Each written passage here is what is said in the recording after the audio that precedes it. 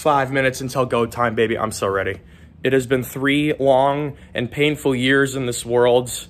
And very soon, very soon, we will click on my green profile over there and queue up season 4 of Stranger Things. I have been texting my Stranger Things friends nonstop for the last few days, exchanging notes and theories and blah, da, blue, da, blee.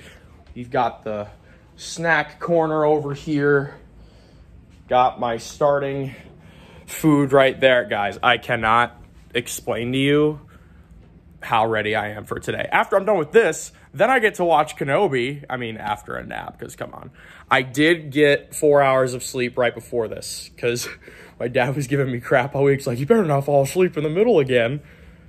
But they're releasing the first 7 episodes in part 1. It's going to be about 10 hours of footage. So even if we go nonstop, we probably won't even be done before noon, because we're watching this starting at 2 a.m. Central Time. First of all, if you're new around here, welcome. I've done this once with season 3. That was right when my channel started. I watched that vlog the other day. Really sucked. I've definitely improved in making videos since then, and there will not be as much of the review video of me just standing like this. Yeah, that was kind of weird. Some last minute theories. Max is focused on a lot this season. There is a lot of trailer footage with her like levitating and seeing some weird stuff. And I honestly think she's going to die at some point this season, because she looks like she's in trouble on the Upside Down. Billy doesn't look good either. There's a lot of shots of him in trailers, all alone in the Upside Down. There's one with him staring over a giant red pit, almost that looks like the giant opening that the Russians were opening in season 3. It looks something like that. There are a lot of really new looking characters. There's going to be a lot of new characters this season. I wonder how immersed each individual one will be in what's exactly going on, and how many of them are going to be thrust in and be like, oh crap, this is your guys' lives. My dad is grabbing his coffee. Hopefully he doesn't spill it this time. He spilled it all over our carpet upstairs, but we went a little bit extra this time. So we have, I don't know how good this camera angle is, but we have a sound bar right there. We got a subwoofer to the right there. My brother's actually staying at a friend's house tonight, so that actually helps us. So the original plan was to just bring everything downstairs so we could watch with glorious audio and absolutely freak out and not wake anybody up. And the only person we have to worry about is my sister, who can sleep through literally anything. So, all right, we got about a minute. I usually do these by episode update, and each episode is over an hour long, so I will try and do them justice. So yeah, I'm really excited. I'm going to stop talking. I'm going to start watching now. Okay, so episode 1, good baseline. We're upstairs, by the way, refilling our drinks. Dad's refilling his coffee. Good baseline. Big winners are the Sinclairs. Erica with the D20, Lucas with the game-winning shot. You love to see it. Who knows what's going on with Max? Chrissy is probably dead. That was a very abrupt ending to the episode. Eddie, the long-haired dude, is probably questioning his entire worldview right now. The question is, who does he go to first, and how much did Max see from her place? That's the big question. Also, I think the thing that killed Chrissy was, it's Venka, I think. Vecna or Venka. The next episode is called Venka's Curse. So, what is Venka's curse? How did Chrissy get roped into this? We'll see. Vecna, what are you up to, man? Why'd you have to take Fred? Fred seems so nice. First Chrissy and now Fred. How is Vecna targeting these people? I'm sure we'll find out later, but me and my dad, we're trying to find a pattern. I can't put my finger on it. I really like how Dustin handled how freaked out Eddie was, because, I mean, at first I'm like, oh, why did Eddie run? But, like, if you saw Chrissy get full of, like, a pretzel like that, what would you do? How would you explain that to the cops? Especially if you have a reputation for being, like, a super-duper senior in high school who runs the D&D club, and D&D is this huge scandal thing in the 80s. I couldn't say for sure that I would have done differently than Eddie did. I find it somewhat interesting that Max went to Dustin first. I mean, she doesn't really talk to Lucas or Mike or really anyone else, so it doesn't seem that crazy. But Dustin and Max have had an interesting relationship since Max came to town in season 2. That's been something interesting to watch. So chapter 3 is up next, the monster and the superhero. Who is the monster and who's the superhero? Because Elle certainly acted like a monster in that last one because she smashed, what's her name, Angela's face in with roller skate? Yeah, that was fun. Okay, that one was pretty interesting on a number of fronts. First of all, interesting play by Lucas, staying with the basketball team and leading them to Hopper's cabin. Only problem there is that Patrick kid started having, I think it was Patrick, had his nose start bleeding. It looks like Vecna is targeting vulnerable people who've had trauma in their past. After busting into the counselor's office, you saw Fred's file, Chrissy's file. They had very similar symptoms as Max. End of the episode, Max saw a clock on the wall like we saw in the trailer. Dear Billy is up next. The shot that a lot of people talk about in the trailers is Max floating up in the cemetery. It does look like she survives that, but things are about to ramp up here really quickly. It looks like Elle's going to get her powers restored by Owens. Good on Owens for getting a plan put together for that, but it'll be interesting to see what happens with the gang in California, because from some of the trailer footage that I've seen, it looks like there's going to be shots fired in the house soon. So we'll see if that's this next episode. Anything to add? Let's go. Fair enough.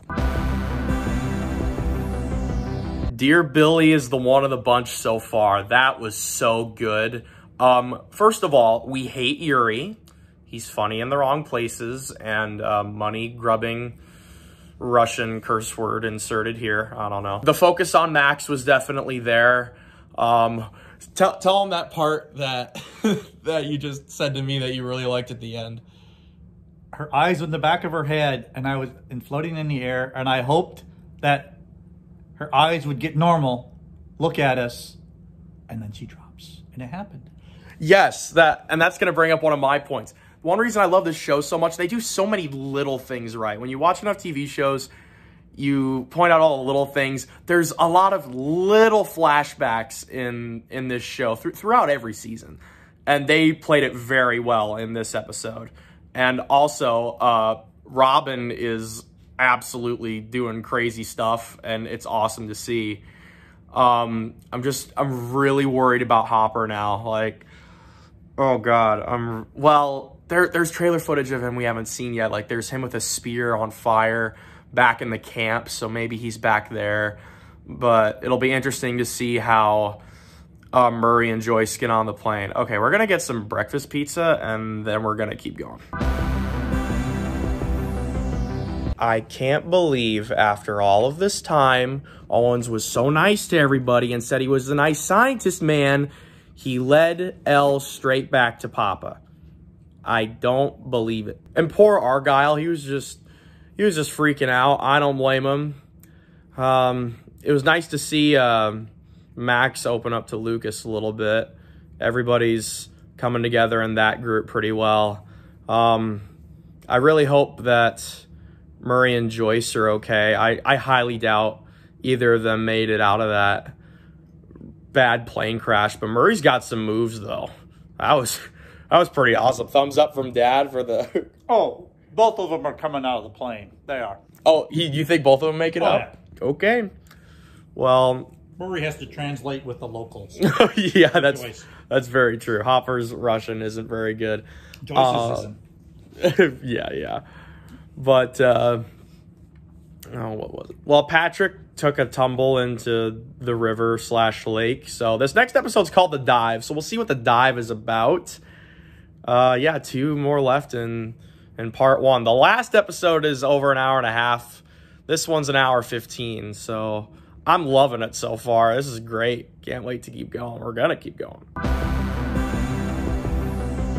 Hey, guys. You know what's a great idea?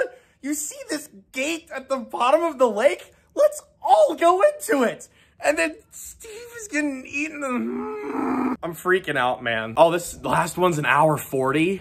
Oh, wow. Okay, my dad is getting my little brother from a friend's house right now, so we're on like a 15-minute break. 11's getting a lot more powerful, so that's good. The Mormon household with Susie and her family is not necessarily a Mormon household.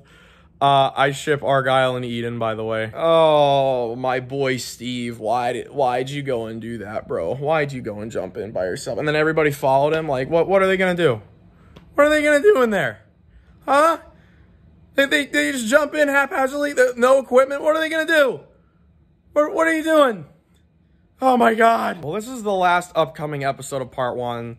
I'm hoping we get to see Hopper and Joyce and Murray reunite for a little bit, even if it's only for a brief moment, but really no major characters have been killed off yet, which genuinely shocks me.